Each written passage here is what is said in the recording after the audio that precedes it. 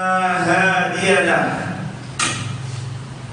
واشهد ان لا اله الا الله وحده لا شريك له واشهد ان محمدا عبده ورسوله الداعي الى رضوانه صلى الله عليه وعلى اله واصحابه ومن تبعهم باحسان الى يوم الدين.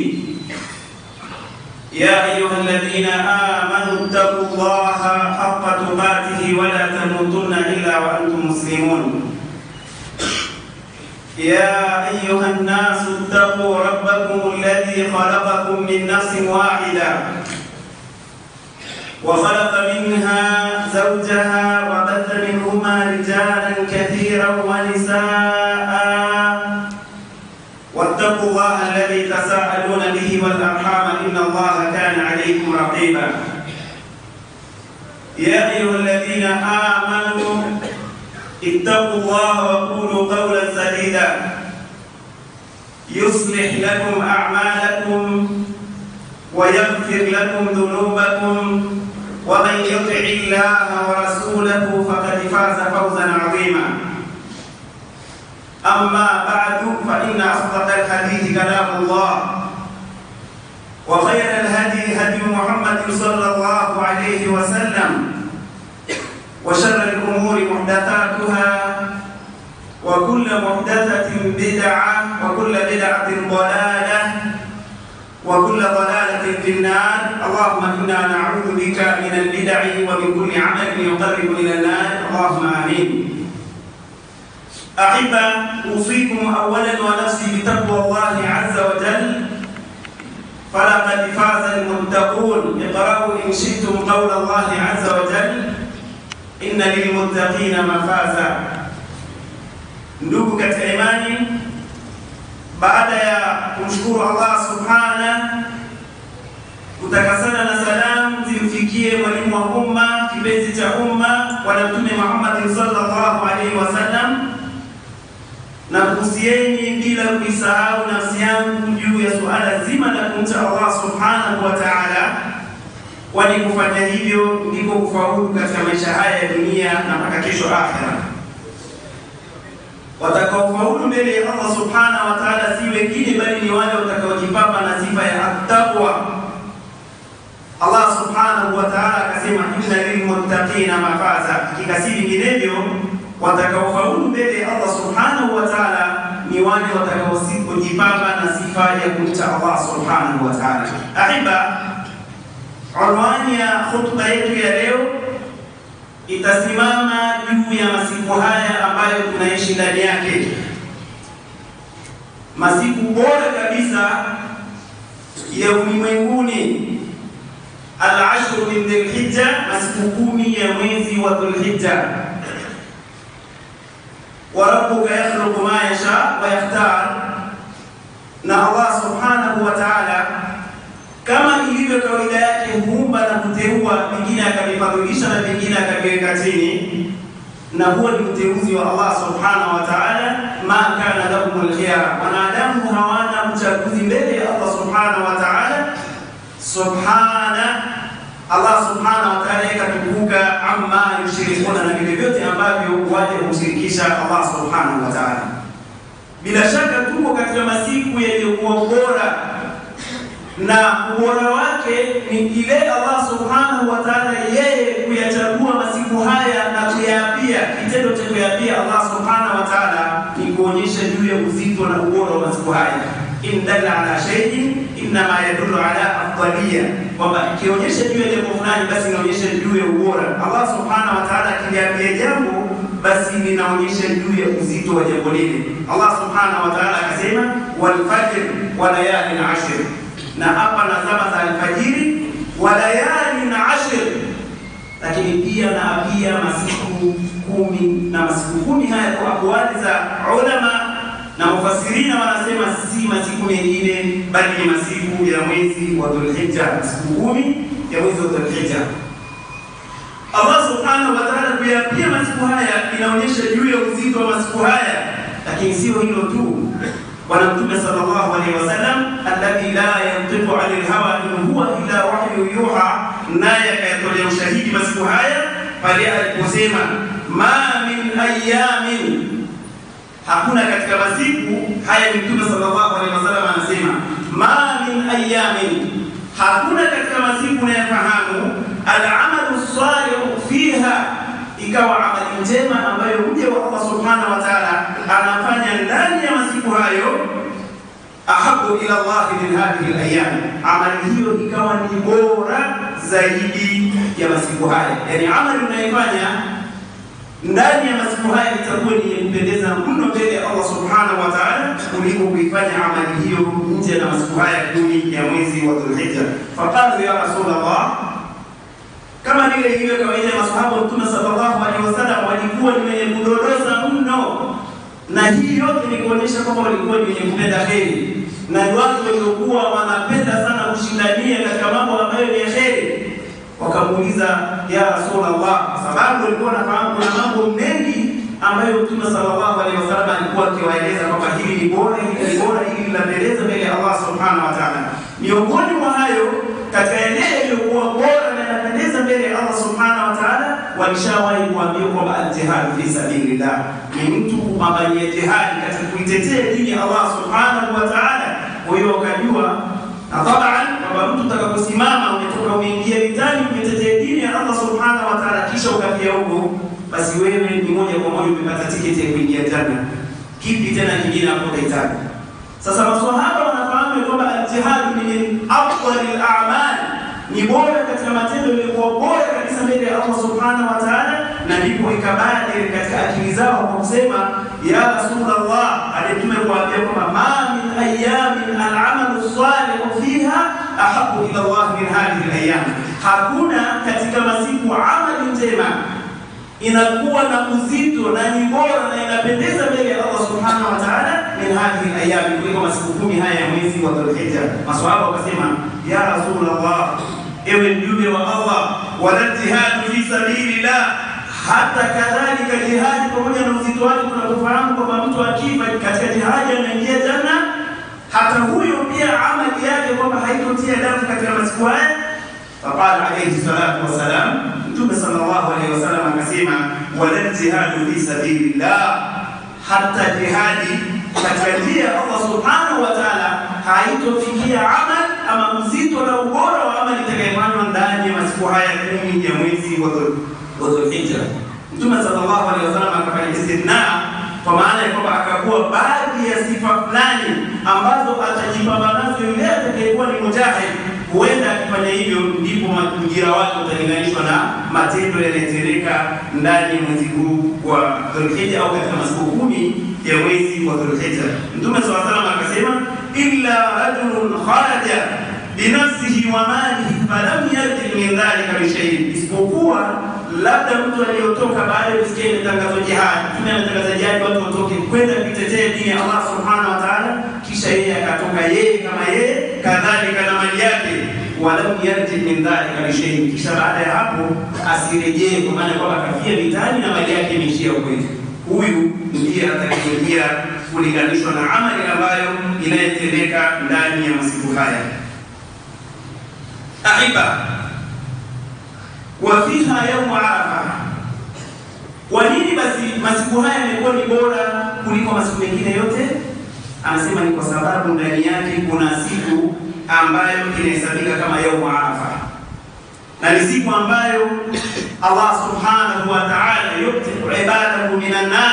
Allah subhanahu wa ta'ala anawachilia huru waja wake na moto, kama fi hadithi Aisha radhiyallahu anha, kama ilivyothibiti katika hadithi ya Bibi Aisha radhiyallahu anha, anasema ma min ayamin, hakuna katika masiku akthar min an yubtiqa Allah fihi 'abdan, ambayo Allah hukithirisha kuwatilia waja wake ama huwatilia kwa wingi sana waja wake kutokana na moto wa jahannama, min yawmi Arafa, kuliko siku ya Arafa. Wa innahu subhanahu wa ta'ala, na hakika yake yeye Allah subhanahu wa ta'ala, la yadnu thumma yubahi bihim al-malaika, kushuka Allah subhanahu wa ta'ala anakuwa karibu, kisha anajikuza kwa malaika kwa kuambia fayaqul, Allah subhanahu wa ta'ala usema, ma arada haula, ni kipi ambacho wamekitaka waja wangu hao, ilhali wamekuja wakiwa wamechoka, wakiwa wamevalia mavazi shuka moja chini shuka moja juu, wamejichokea kutoka katika safari za mbali. Hakuna kingine wanachotaka isipokuwa ni maghfira kutoka kwa muumini, na mimi natoa bishara na mabashiria kwamba tayari nishawasamehe waja wangu hao. Wa huwa yawmu maghfirati dhunub wa siyamuhu yukaffiru, na siku hiyo, siku ya Arafa, ni siku ya kusamehewa dhambi na Allah subhanahu wa ta'ala. Lakini pia ile funga ambayo mja wa Allah subhanahu wa ta'ala atakuwa ni kufunga ndani ya siku hiyo, Mtume sallallahu alaihi wasallam akasema yukaffiru sanataini, inafuta au inakuwa ni sababu ya kusamehewa dhambi za miaka miwili, kwa maana kwamba mwaka uliopita kadhalika mwaka ujao. Na hizi ni fadhila za Allah subhanahu wa ta'ala, wallahu dhul fadli adhim. Angalia, funga unaifunga siku moja, min tulu'i shamsi ila ghurubi shams, tangu kuchomoza kwa alfajiri mpaka kuzama kwa jua, siku moja hiyo, siku ya Arafa. Lakini angalia ujira wa Allah subhanahu wa ta'ala, inakuwa ni sababu ya kukusamehe wewe dhambi za miaka miwili. Na hizi ni fadhila za Allah subhanahu wa ta'ala. Lakini pia miongoni mwa mambo ambayo yanapatikana ndani ya masiku haya, fiha yawmun nahar, kuna siku ya kuchinja. Na hizi ni ibada ambazo hazipatikani katika ibada zingine. Wakati mwingine tunachinja vichinjo vyetu kama kitoweo, lakini kichinjo kile ni kichinjo ambacho ni mahsus maalum, ambacho Allah amejalia utakapomwaga damu kwa kumwitikia Allah subhanahu wa ta'ala ndani ya siku ile, ujira wako ni mkubwa sana mbele ya Allah subhanahu wa ta'ala. Qala sallallahu alayhi wasallam, amesema Mtume sallallahu alayhi wasallam, a'dhamul ayyami 'inda Allah, bora ya masiku mbele ya Allah subhanahu wa ta'ala, yawmun nahari, ni ile siku ya kuchinja, siku ya Eid, thumma yawmul qadr, kisha yale masiku yaliyobakia ayamu tashrik. Ndugu zangu katika imani, kwa nini basi masiku haya yapate bahati hii na fadhila hizi na miza ambayo ni kubwa kiasi hiki? Wanasema ulama, masiku haya yamepata bahati hii litimai ummahati al-ibad fiha, sababu ya kukusanyika zile ummahati al-ibad ndani yake. Wahia, nazo katika zile zinazosabika katika ummahati al-ibad, anasema ni as-sala, ni swala, japo swala inapatikana katika miezi mingine. Kadhalika as-siyam, swaumu inapatikana ndani ya masiku haya, na inajuzu wewe kwa aqwali za ulama kwamba kufunga kuanzia tarehe 1 mpaka kufika siku ya 9 ni jambo ambalo halina shaka ndani yake. Ulama wameulizwa kuhusiana na swala hilo, wakasema wala hakuna shida, kwa sababu as-sawm, Mtume sallallahu alaihi wasallam katika hadithi aliposema ma min ayamin al-amalu salih, al-amalu salih kadhalika sawmu yadhur, na sawmu ile ni katika matendo yaliyokuwa bora. Wewe ukijisi unaweza kufunga masiku yote 9, funga wala hakuna shida. Lakini ukiona kwamba hukuweza wala hukuhakikisha kufanya hivyo, siku ya 9 usikose, kwa sababu utakuwa umejikosesha ujira uliokuwa mkubwa kabisa, nao ni wewe kusamehewa madhambi ya miaka miwili.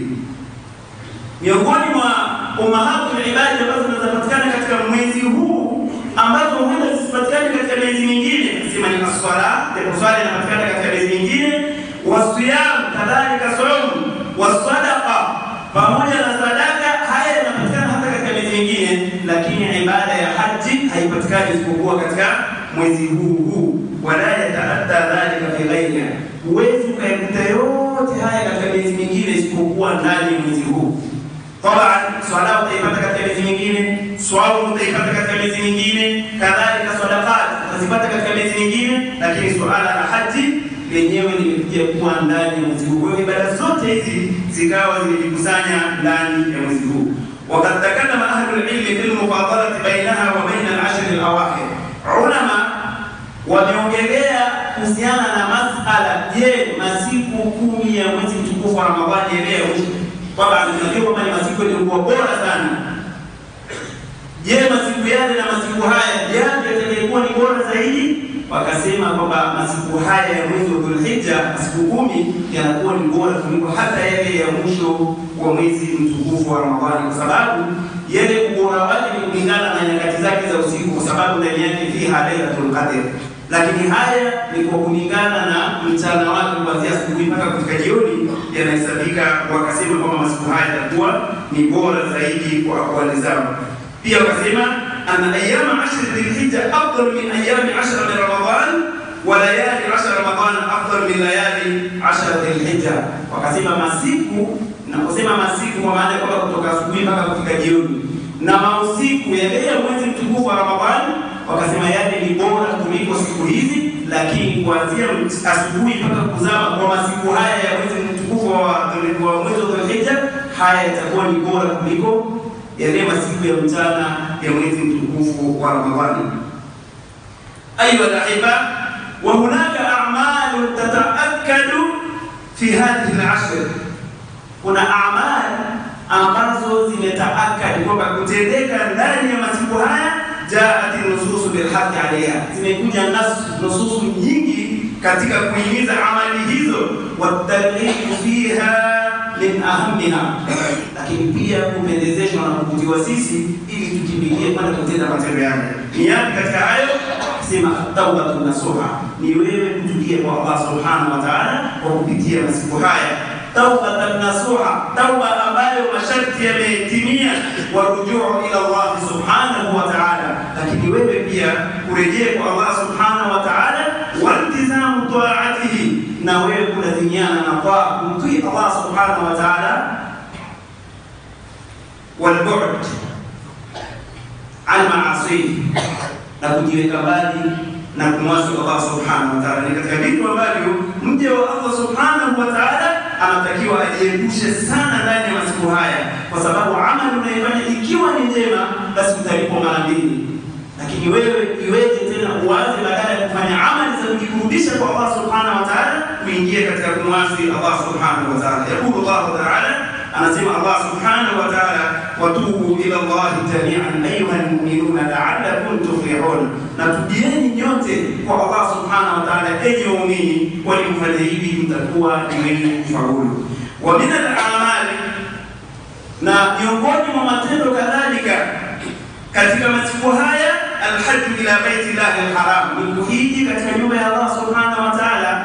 Kwa wale ndugu zetu ambao Allah subhanahu wa ta'ala kawapa taufiki, kawafikisha leo wameshaingia katika viwanja vya Makkah, wakisubiria yale masiku rasmi ya kwenda kutekeleza ibada zao, nasi kumwomba Allah subhanahu wa ta'ala ajalie na awafikishe kuzitekeleza ibada zao kama vile alivyotekeleza Bwana Mtume Muhammad sallallahu alaihi wasallam, ili ifike siku wakirejea warejee kama vile siku ambayo wamezaliwa na mama zao, kama alivyosema Mtume sallallahu alaihi wasallam, man hajja falam yarfud, yule atakayehiji kisha baada ya hapo hajafanya mambo ya kimzahamzaa, mambo ya kimchezo, faraja kayaumi waladati ummu, huyu mtu atarejea nyumbani kwake kama siku amezaliwa na mama yake. Kawaida mtu anapozaliwa huzaliwa hana dhambi, na wewe uliotoka kwa nia moja kwenda kutekeleza ibada ile, utafika utatekeleza kama alivyotekeleza Mtume sallallahu alaihi wasallam.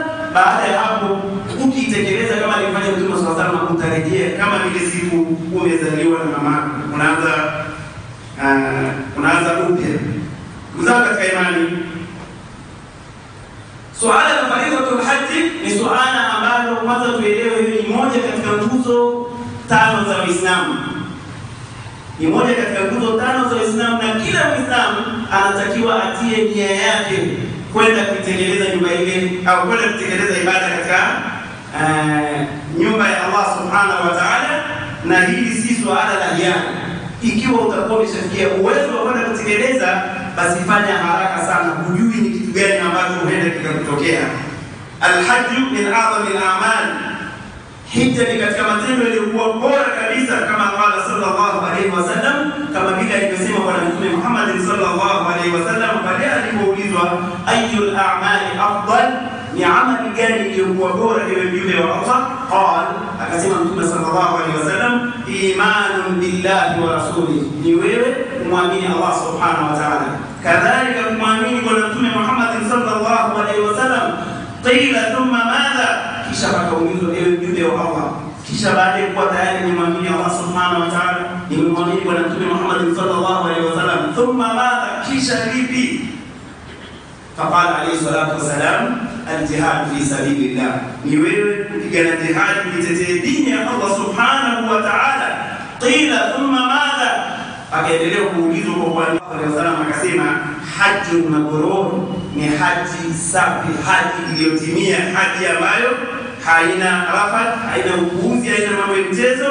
Hija hii inahesabika ni moja katika amali zilizokuwa bora kabisa. Fayambali lilmuslim in wajada si'atan fi mali, inakuwa ni wajibu sasa, kama inatakikana kwa Muislamu pale atakapokuwa anajihisi kwamba anawasa katika mali yake, kwamba ana uwezo wa yeye kwenda kutekeleza ibada ile na ana afya njema katika mwili wake, ayubadira biadai hadhihi faridha, basi afanye haraka sana kwenda kutekeleza ibada hii ya ambayo ni faradhi, lianala al-ajra wa thawab al-jazil. Kwa nini? Ili aweze kupata ajira iliyo kubwa, lakini pia aweze kupata thawabu zilizokuwa nyingi kabisa kutoka kwa Allah subhanahu wa ta'ala. Fahiya khairu ma yuadda fi hadhihi al-ayyam al-mubarak, katika mambo ambayo ni bora kabisa yanatekelezwa katika masiku haya ambayo tunasema kwamba ni masiku bora, kadhalika ibada ya hija inaingia hapo. Wa min a'zami ma yataqarrabu bihi ila Allah fi hadhihi al-ayyam, na miongoni pia mwa mambo ambayo waje wanatakiwa jikurubishe sana kwa Allah subhanahu wa ta'ala katika masiku 10 haya ya mwezi wa Dhulhijja, al-muhafadhatu ala al-wajibat, ni wewe kuzihifadhi au kuyahifadhi yale mambo yote ambayo ni wajibu, mambo ambayo yamefaradhishiwa na Allah subhanahu wa ta'ala, wa adaiha ala al-wajhi al-matlub shar'a, lakini pia kuitekeleza kama vile sheria inavyotaka. Wadhalika biihsaniha wa itqaniha wa itimamiha, na hilo ni kwa kuzifanya kwa ukamilifu wake, kwa utimilifu wake, lakini pia kuyafanya kwa uzuri zaidi ili kujikurubisha kwa Allah subhanahu wa ta'ala. Wa muraa'at sunanaha wa adabiha, lakini pia kuchunga sunna zake na adabu zake. Wa hiya aula ma yajtabu bihi al-'abd, na haya ni katika mambo ambayo ni bora kabisa ambayo anatakiwa mja wa Allah subhanahu wa ta'ala ayakithirishe, ajishughulishe nayo katika masiku haya. ففي الحديث القدسي عن أبي هريرة رضي الله عنه، كحديث القدسي ambayo inatokana na Abi Hurairah anasema, wama taqarraba ilayya 'abdi bi shay'in, na wala hajawahi kujikurubisha kwangu mimi mja wangu kwa jambo, ahabbu ilayhi mimma aftaratuhu alayhi, ambalo litakuwa ni bora zaidi ya lile ambalo nimemfaradhishia mja wangu huyu. Ayuha al-ahibba, wa baada itqani al-fara'id wal muhafadha, kipi sasa baada ya kuwa wewe umesimama kutekeleza yale ambayo ni ya faradhi, yale ambayo ni ya wajibu, na ukazihifadhi zile wajibati, nasema yambagi lil-'abdi an yastakthira min an-nawafil wal mustahabbat, yale ambayo ni ya wajibu umeshatekeleza. Baada ya kutekeleza yale ambayo ni ya wajibu, basi unatakiwa pia ukithirishe kufanya zile nawafil, kufanya sunani, na yale mambo ambayo yanahesabika ni katika mustahabbat. Wa yaftani musharafa zamani, lakini pia achukulie fursa hizi, ni zama zilizokuwa bora kabisa tunazoishi. Fayazidu bima kana ya'malu fi ghairi al-ashr, anatakiwa azidishe na afanye zaidi na zaidi kuliko yale ambayo alikuwa akifanya kabla ya kuingia masiku haya. Wa ya'malu ma lam yatayassar lahu 'amalu fi ghayriha, lakini pia afanye hata yale ambayo katika kipindi ambacho alikuwa anaona kwamba kuna uzito umefanya, basi anatakiwa ajitume kwa kadri al-istitaa, ahakikishe kwamba anakimbilia ili kuweza kukimbilia zile rahma za Allah subhanahu wa ta'ala. Yahrisu ala imarati waqtihi bi ta'ati Allah subhanahu wa ta'ala, wakati wako unatakiwa ushahidi, kwa maana ya kwamba ujaze katika taa ya Allah subhanahu wa ta'ala. Min salati, ikiwa ni swala nyakati zake uzisali kwa nyakati zake. Wa qira'ati al-Qur'an, usome sana Qur'ani katika masiku haya. Wa du'a wa sadaqa, kadhalika ukithirishe kumwomba Allah subhanahu wa ta'ala kupitia masiku haya, lakini pia kutoa sadaka. Wa birrun bil walidayn, kadhalika kuwatii wazazi wawili. Wa silatun bil arham, lakini pia kuunganisha ndugu. Wa amrun bil ma'ruf wa nahyun 'anil munkar, lakini pia kuamrisha mema. Kuna uwezo wa kuamrisha lolote ambalo ni la kheri jema, basi fanya hivyo. Kadhalika an-nahyu bil 'anil munkar, wewe kukataza yale ambayo ni machafu. ambayo Allah subhanahu wa ta'ala amekataza, wa ihsanu ila nas, lakini pia kuwafanyia wema watu, kuwafanyia wema waja wa Allah subhanahu wa ta'ala, wa ada'u lil huquq, lakini pia kutekeleza zile haki, wa ghayru dhalika min turuqil khair wa abwabi, na mengineyo mengi unayofahamu ambaye yanasabika katika njia za heri na katika milango ya heri ya kukurudisha wewe kwa Allah subhanahu wa ta'ala. Ayuha al-ahibba, wa min al-a'mali allati warada fiha an-nusus 'ala al-wajhi al-khusus, na miongoni pia mwa amali ambazo hadithi zimekuja 'ala al-wajhi al-khusus, al-iktharu min dhikrillah, ni wewe kukithirisha kumtaja Allah subhanahu wa ta'ala umuman katika nyakati zako zote. Kithirisha kumtaja Allah subhanahu wa ta'ala, kithirisha kumdhukuru Allah subhanahu wa ta'ala, liqaulihi ta'ala, kwa kauli yake anaposema Allah subhanahu wa ta'ala katika sura al-Hajj, yashhadu manafi'a lahum, na washuhudie manfaa yao, wa yadhkuru isma Allahi fi ayyamin ma'lumatin, lakini pia wamtaje Allah subhanahu wa ta'ala katika masiku maalumu, ala ma razaqahum min bahimatil an'am, katika vile ambavyo Allah subhanahu wa ta'ala amewaruzuku katika bahimatul an'am, katika wanyama walio na kuchinja, basi wakithirishe kumtaja Allah subhanahu wa ta'ala. Wallahu wa antum muqinun bil ijaba.